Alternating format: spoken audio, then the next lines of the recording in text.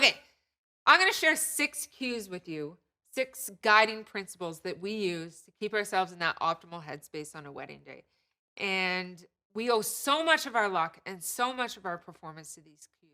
In fact, I think they're so important that I actually have them written on the back of my camera to reference on a wedding day. They're super important. Okay, so first up, smile. Okay, such a simple concept, but really, really important on a wedding day. Because if you look like this, it's pretty much guaranteed that you're not in the moment. And then good luck being in the moment when your partner is looking back at you like that. It's because I haven't figured out how to simplify yet, right? Look at me there. And that's actually that's just Erica's thinking bitch Yeah, face. I'm working on my thinking bitch face. But when I think, I look like I'm grumpy. But we'll often, if we notice each other's faces not smiling on a wedding day, I'll like go up to Lanny with my iPhone and just sort of discreetly take a picture of him. And then I'll be like, this is what you look like right now. Not good. Anyways, but we think our emotions control our actions, but it's actually been scientifically proven that the opposite is true. Our actions control our emotions. Another great book that we have included on our book list is called Thinking Fast and Slow. And it talks about how these little gestures or physical things that we do with our bodies determine the emotions that we have. It cites this one study where they have students come in and hold a pencil between their teeth like this for 30 seconds. So it forces their mouth into a smile, and the students come out of the experiment physiologically more happy than they entered the experiment. So our actions control our emotions.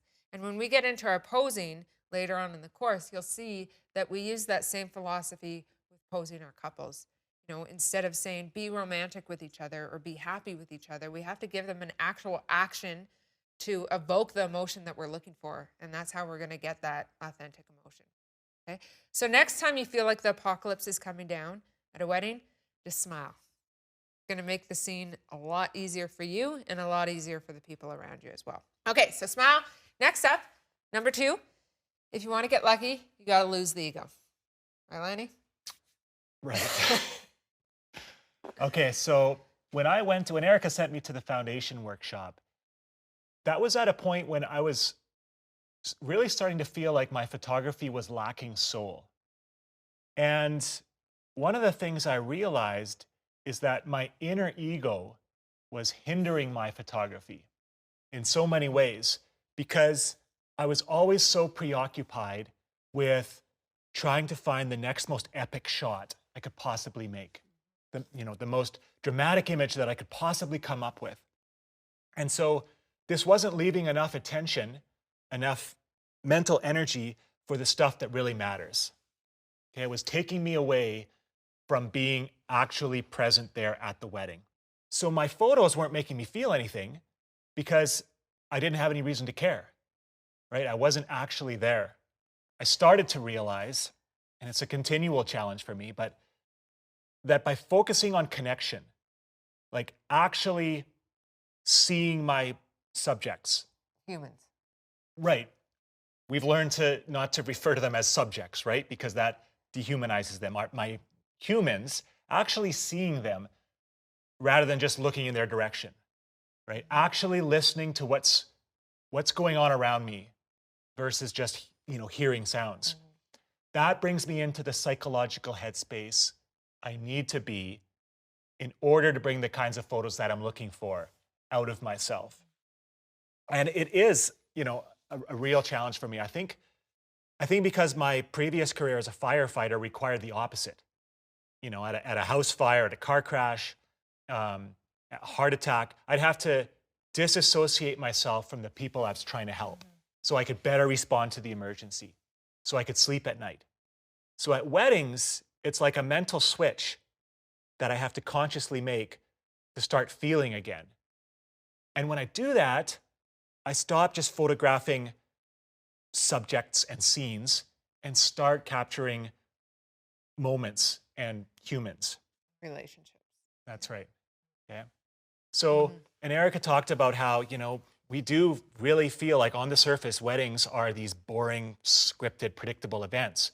But when we can see beneath that pageantry, when we can find interest in the people and the story that's genuine, that we genuinely find interest in, then we can start finding those meaningful photos which are hiding beneath the pageantry. Those meaningful representations of people as opposed to lifeless representations of ideas. And we used to be really good at creating lifeless representations of ideas. And that stemmed from our interest in photography and photo gear and camera lenses and flash settings. And that interest will only take you so far in photography, right? It'll only take you 10%, right? It'll take you somewhere, but it won't take you very far, because once you get beyond that, it's empty, right? But having an actual interest in what you're photographing, not necessarily the wedding, but the people and the relationships and the glances, and having that curiosity, that interest is going to take you so much further than an interest in photography will take you. Yeah, so when we're saying lose the ego, that's essentially what we're saying is making it about them and their story versus us and our photography. Yes. So that's number 1 and 2. Number 3, try and go into every wedding you shoot with no expectations. Okay, and this one's really easy to put up on a list here for you guys to write down or absorb. Is actually really hard to put into practice. No expectations. So no expectations about what kind of photos you're going to get. No expectations about what the light's going to be like. No expectations about how good the dance is going to be, or what kind of moments are going to, if it's going to be a moment-rich environment, or whether it's going to be sad or happy or anything, right? If you go into a wedding with expectations, it's going to be impossible for you to be in the moment, because you're going to be focused on how you think things should be based on your expectations versus how things actually are, right? You're going to be trying to fit the wedding into a box, as opposed to let the wedding be what it actually is. This is actually one of the reasons why Lanny and I never pre-scout for our weddings. We used to pre-scout for our weddings all the time, but it led to expectations.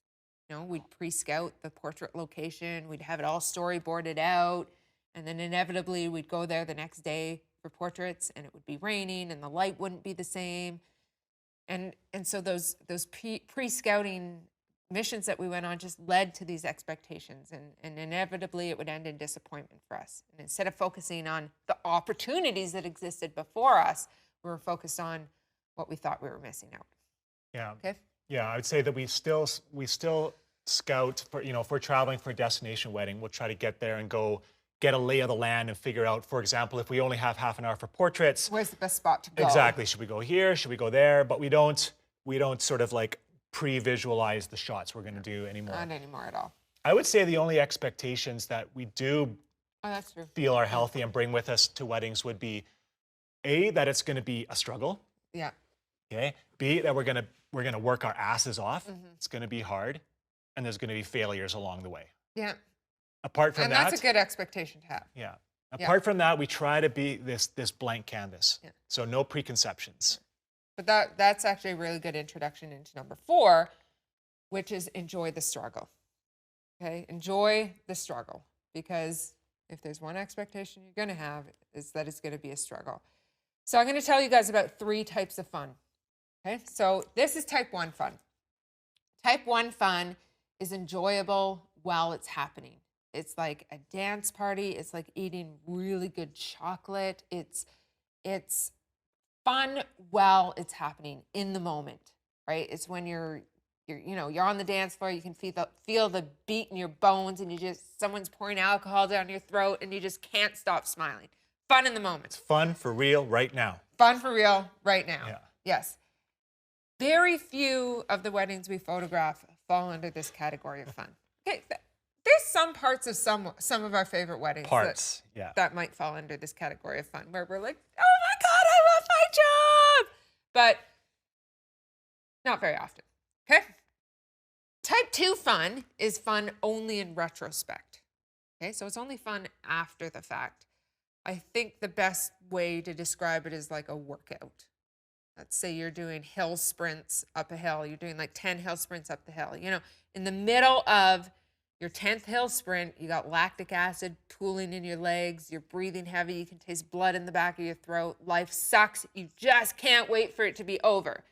But when you finish your workout and you stretch your muscles and you cool down, you're like, you know, that was fun. Let's do that again next week, right? And so I would say quite a few of our Most weddings probably fall under this category of fun. In the actual moment, you're like, I can't wait for this to be over. But afterwards, you're like, that was pretty fun. Let's do it again next weekend. Okay. And then there's type 3 fun.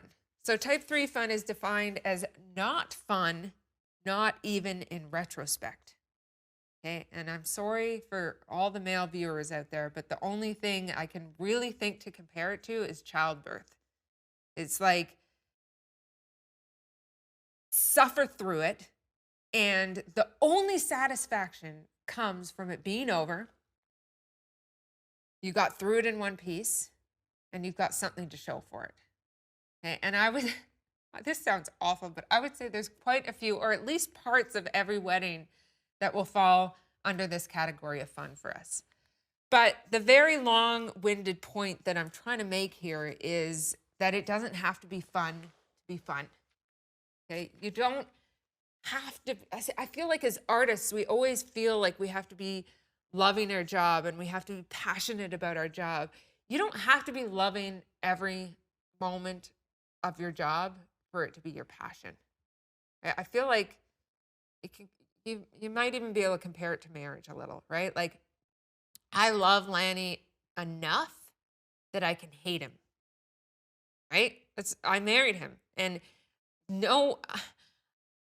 there's no one I feel more hatred towards than Lanny. And that is not a lie. I mean, I'm not feeling it for you right now, but there's times where I'm seething hatred to Lanny. But that doesn't mean I don't love him and I don't want to be married to him, right? It's like I love him enough that I can hate him, right? So just realize that photography often has that same sort of curve to it. You got to love it enough that you can give yourself permission to hate it sometimes, because you're human, and allow yourself to be human in that regard. Okay, I think I've done that part. Enjoy the struggle. Just like enjoying the struggle in marriage. Yeah.